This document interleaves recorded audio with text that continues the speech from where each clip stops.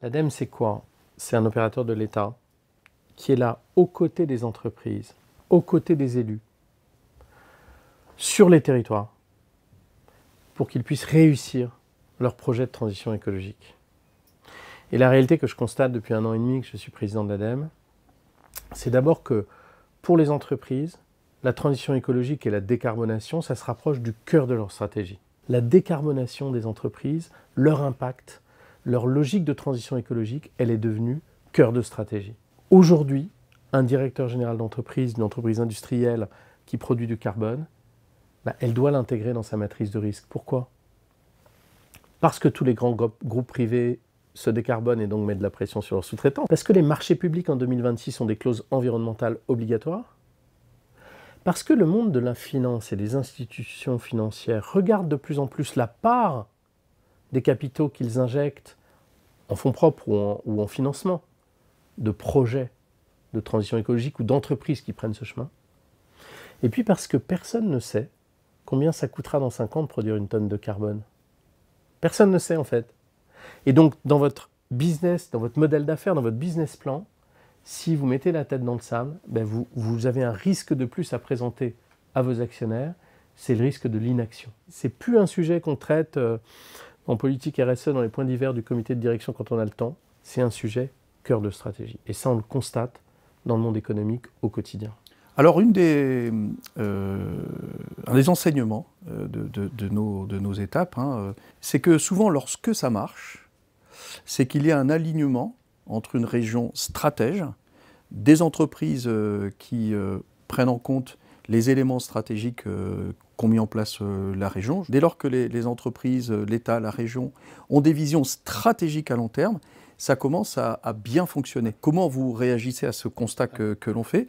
Et quel est le rôle de l'ADEME de façon opérationnelle dans ce genre de mise en œuvre? Le rôle des territoires est absolument fondamental. Lorsque j'étais face aux parlementaires, je leur disais bien sûr, mesdames et messieurs les parlementaires, les lois que vous votez à Paris, tout ça c'est très important. Enfin, ce qui fait qu'un projet va réussir ou qu'il va échouer, ce qui fait que les élus locaux vont être en soutien, ce qui fait que les citoyens vont accepter le projet qui va être là, ce qui fait que des acteurs économiques trouveront un intérêt à construire les choses, ce qui fait que dans un pôle industriel, on va se rendre compte que les déchets des uns peuvent être l'énergie des autres. Tout ça, ça va se passer sur le territoire. Tout ça, c'est des dynamiques de territoire. Et quand on travaille avec les territoires, on se rend compte que les actions clés, prenez par exemple la décarbonation des sites les plus carbonés. On a créé un projet, on a lancé un projet qui s'appelle les ZIBAC, les zones industrielles bas carbone. En partant du principe que quand vous prenez un ensemble d'entreprises colocalisées sur un territoire, sur un endroit précis, elles pensent différemment la transition écologique. Parce que quand il faut produire une source d'hydrogène, quand il faut faire des processus de captation de dioxyde de carbone, de CO2, quand il faut récupérer de la chaleur et la partager, tous ces investissements au niveau local, dans la zone industrielle, ils peuvent être partagés, ils peuvent être mutualisés. Ça transforme complètement l'équation de coût. Ça permet vraiment d'avoir une approche territoriale, en mutualisant les infrastructures, en raisonnant en économie circulaire et en faisant en sorte que le territoire crée de la valeur par ces coopérations qui peuvent naître sur le terrain. Et c'est ça la clé, à mon sens, de la transition écologique. Je voudrais partager avec vous une difficulté qu'on a identifiée par l'intermédiaire d'un entrepreneur qui investit et qui développe des actifs de production d'énergie renouvelable, qui est présent à Poitiers. En Inde, nous dit-il, il y a un tel besoin d'énergie qu'en 12 mois, un projet peut être implanté entre l'idée et le premier électron produit. Aux Pays-Bas, il y a un tel engagement écologique que c'est à peu près une période de 18 mois nécessaire pour la mise en place de projet. Et il nous dit, en France, c'est entre 4 et 5 ans pour un projet. N'y a-t-il pas là des choses à revisiter dans les autorisations administratives ou bien sur d'autres sujets qu'on n'aurait pas vus et donc pour lesquels votre expérience est précieuse? Non, absolument. La réponse est oui. Pour un chef d'entreprise, le budget est important, mais le temps l'est tout autant. Le délai. Et on échangeait avec la ministre sur le fait qu'il y a 2 leviers. Il y a le financement que peut apporter l'État et il y a l'accélération par rapport aux délais d'aujourd'hui qui sont trop longs. Pourquoi ils sont trop longs? Pour des bonnes et des mauvaises raisons. Pour des bonnes raisons, parce que je regrette, mais quand on implante un nouveau projet, on a plus de considérations que d'autres dans le monde sur est-ce que ça va avoir un impact sur la biodiversité, sur comment on minimise les impacts, comment on fait en sorte que ce projet soit le meilleur possible, comment on fait en sorte qu'il s'intègre le mieux dans son territoire.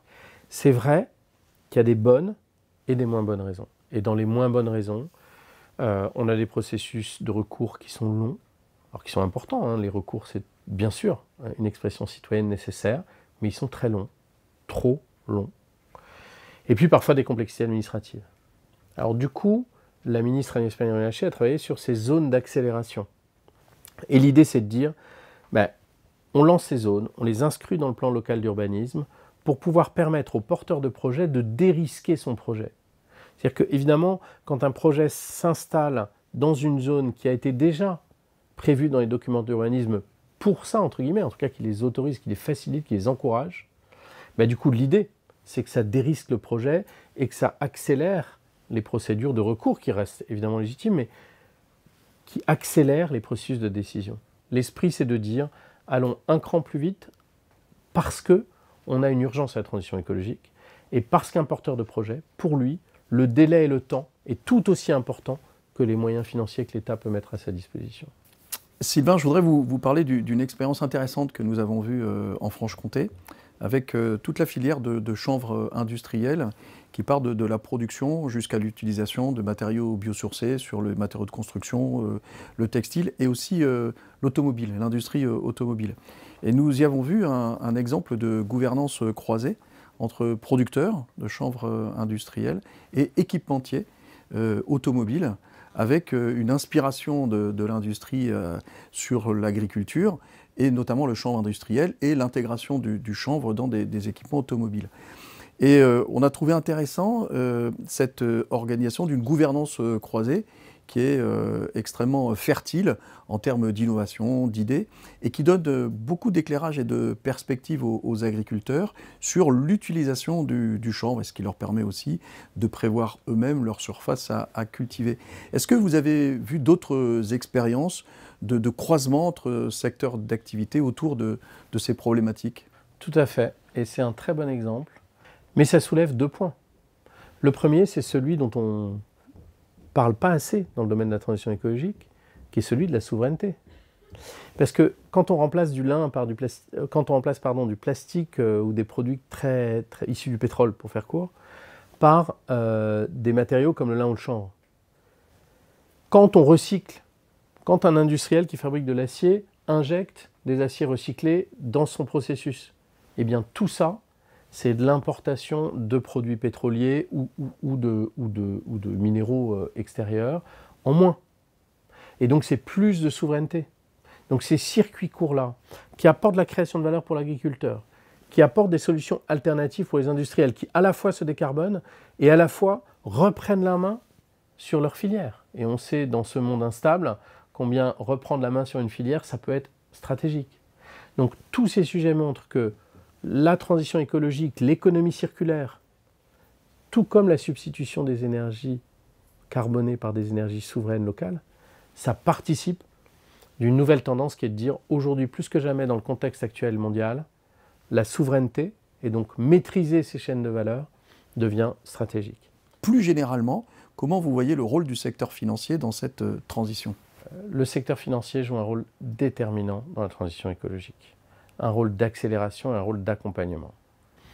Je crois que de plus en plus, les institutions financières se disent « j'ai un double intérêt à réfléchir, à regarder, à mesurer la façon dont j'accompagne la transition écologique des entreprises clientes. » D'abord, parce que je le disais tout à l'heure, mettre la tête dans le sable et attendre que ça passe, ça ne marche pas sur la transition écologique.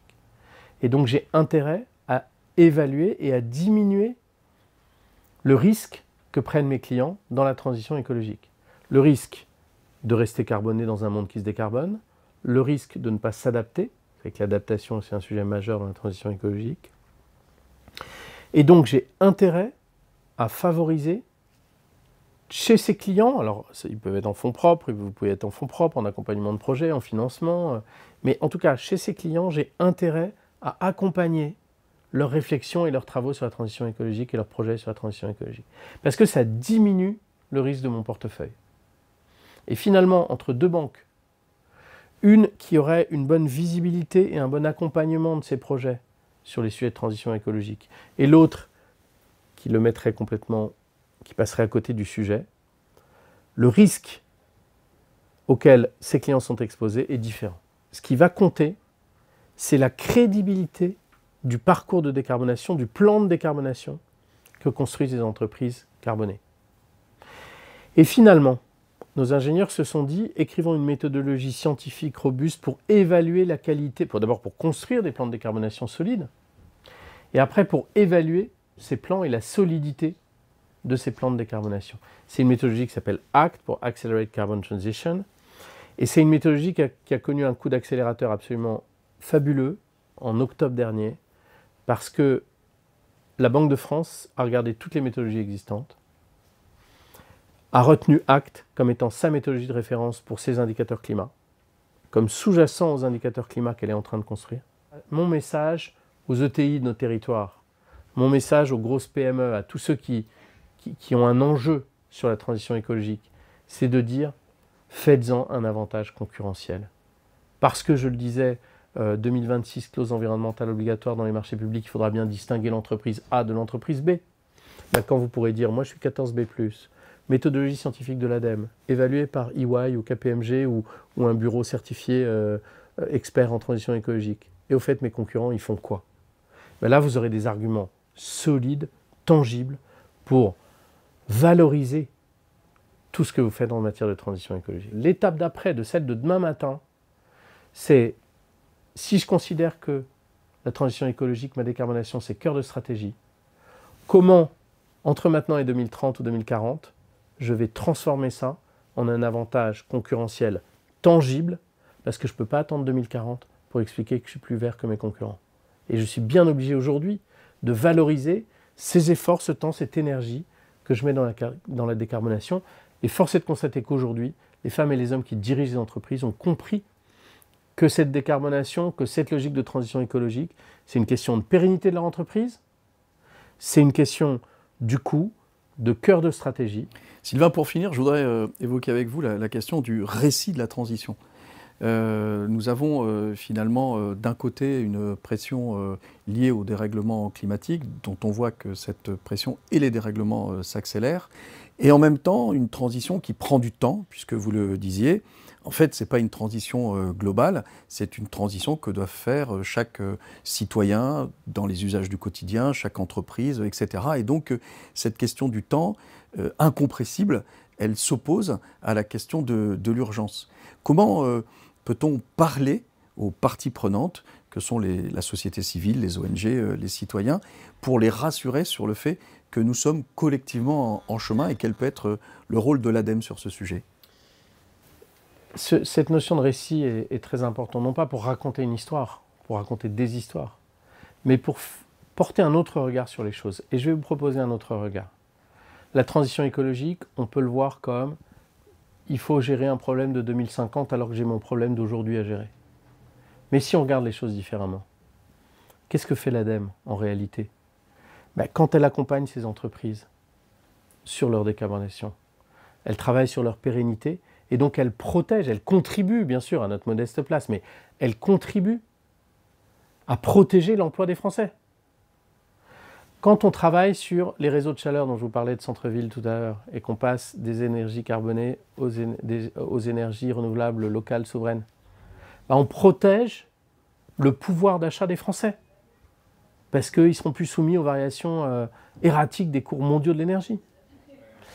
Quand on travaille sur la dépollution des sites, une activité très peu connue de l'ADEME, c'est des ingénieurs qui vont s'occuper de sites très pollués, avec des produits très pollués, qui sont laissés à l'abandon parce que l'entreprise a fait faillite, parce que le site est laissé à l'abandon.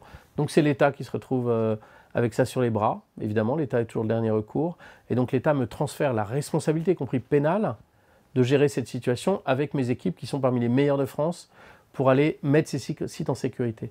Ben là, on protège l'environnement immédiat, parce que des sites pollués, il y en a partout, vous savez, en France. Prendre le chemin de la transition écologique, c'est aussi protéger nos emplois, c'est aussi protéger notre santé, notre environnement immédiat, c'est aussi protéger notre pouvoir d'achat dans toutes nos dépenses d'énergie.